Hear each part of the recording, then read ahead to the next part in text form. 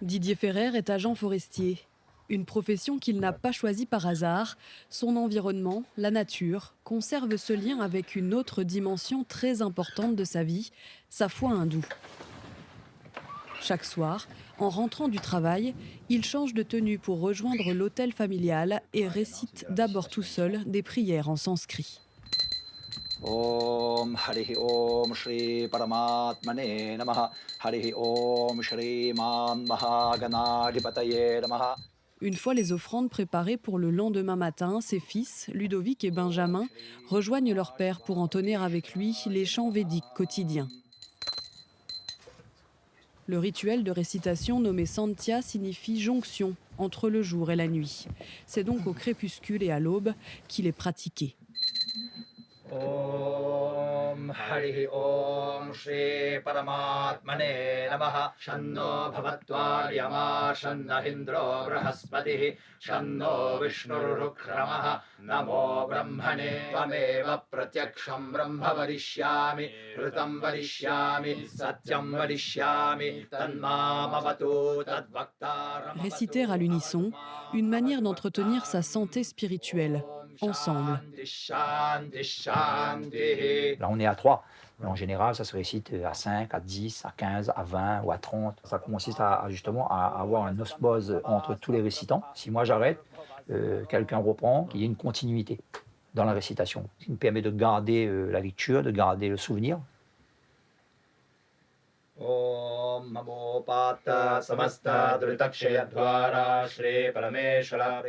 sont des chants sacrés qui remontent très loin dans le temps déjà. Les Védas, c'est l'ensemble des connaissances, on va dire, du Sanatana Dharma, donc de la vérité éternelle.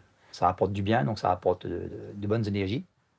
Ludovic et Benjamin suivent le chemin spirituel de leur père depuis qu'ils ont 4 ans. Le fait de réciter, il apaise en moi, il enlève tous les problèmes que m'a eu dans une journée, qui peut être dans la semaine, tout ça. Du coup, il me fait totalement le vide et il sent en moins léger juste après. Ça m'aide pour les problèmes de la vie courante ou juste à déstresser. On a tendance à se sentir plus calmé et à oublier certains problèmes de la journée. On a mis en place certains rituels, certaines habitudes, dont les récitations. Avant, ce n'était pas réellement les récitations védiques. Donc, ils ont commencé à apprendre à faire des petits rituels simples. Toute la famille a été initiée au chant des Védas, à l'ashram du port. Le Réunionnais ne fait pas que transmettre ses connaissances des textes sacrés à ses enfants, il les a étudiés au contact du Swami Advayananda Sarasvati, fondateur de l'ashram. Il enseigne désormais au plus grand nombre.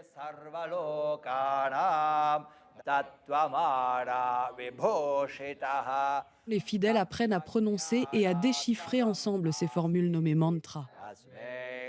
À force de réciter ces mantras, ça mène un calme de l'esprit. C'est comme une forme de yoga. L'esprit reste là et je suis concentré et je suis en harmonie avec ce que je dis. Des mantras pour atteindre la pureté du mental qui raconte la naissance des écritures sacrées.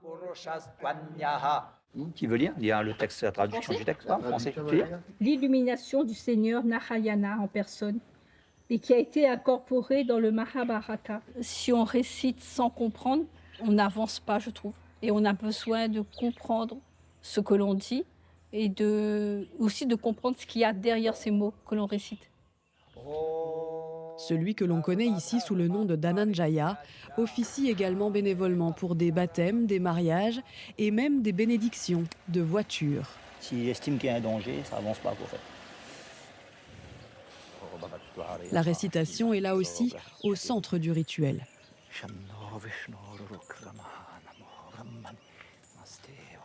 On peut faire la bénédiction donc, de voitures, de maisons, de vélos, de motos, tout. Même le bétail, etc., le troupeau d'une personne, tout, on peut tout bénir réellement. Faire bénir sa voiture, c'est quelque chose de très important. Rouler sans la voiture est béni, on va dire comme si rouler sans assurance, quoi. Pour nous, en tant que croyants. Hein. Avahayamaha asanam samarpayamaha pardayoho padhyam samarpayamaha stayoho argyam samarpayamaha mukhe archamaniyam samarpayamaha namah pramathapataye namaste astulam bhodharaya Réciter, c'est offrir aux autres et à soi-même. C'est méditer par la voix, mais aussi célébrer. Comme pour la Bhagavad Gita, l'un des plus importants textes de l'hindouisme, souvent considéré comme un abrégé de toute la doctrine védique.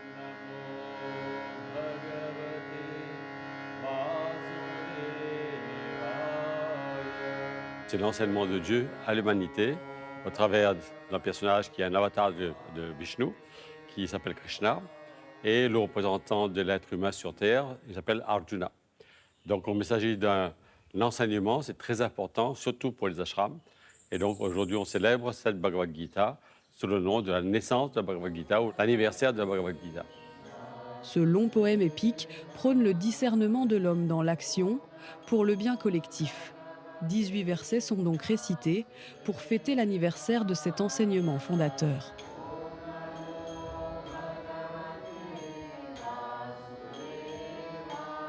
Les gens vont réciter 108 fois un mantra, donc pour glorifier la Bhagavad Gita.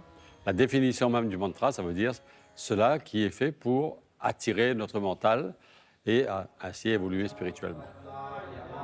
Les bienfaits de la récitation approuvés par la recherche. Des études scientifiques prouvent que répéter des mantras réduit l'anxiété, qu'ils soient récités en silence ou chantés.